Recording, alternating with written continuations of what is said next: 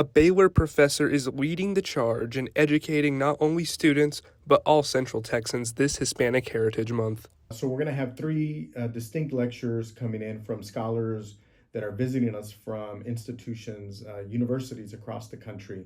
Dr. Felipe Hinojosa is a professor of history at Baylor University and the Jackson Family Chair for Baylor in Latin America.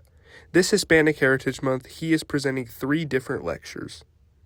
What we're hoping is that people of all backgrounds can come and benefit from learning about Latino history, from the Civil Rights Movement, learning about contemporary issues that affect the Latino community and all the state of Texas, and ways in which we as institutions, as business leaders, as healthcare leaders can better serve this growing population.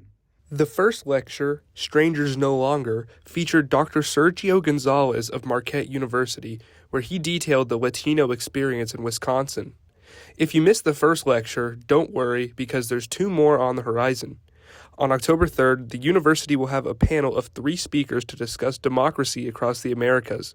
Lastly, Dr. Johanna Fernandez will come to Baylor on October 10th to speak on her upcoming project and her book on the Puerto Rican Civil Rights Movement. What we wanted to do here at Baylor was to make sure that as we celebrate this month, the contributions of Latinos to American society, I also wanted to make sure that there's a political edge to Latino History Month, that we're talking about what democracy means to Latinos, that we better understand the Latino vote, how Latinos are going to vote in this upcoming election, and then to look at our responsibility to our neighbor, to the immigrant population, especially in this highly polarized moment. So we're going to use Hispanic Heritage Month as a way to really get people thinking about Latino history in new and innovative ways.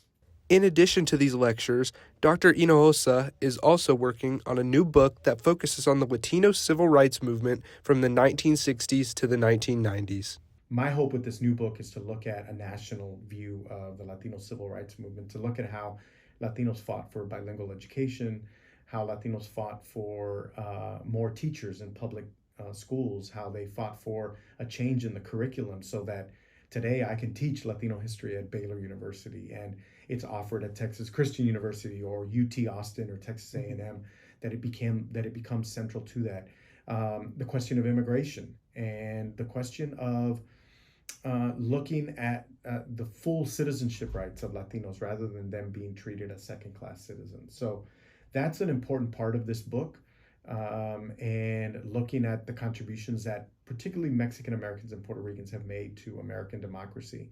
Between the lectures and his new book, Dr. Hinojosa is happy to share Hispanic Heritage Month with his students and the entire Central Texas community.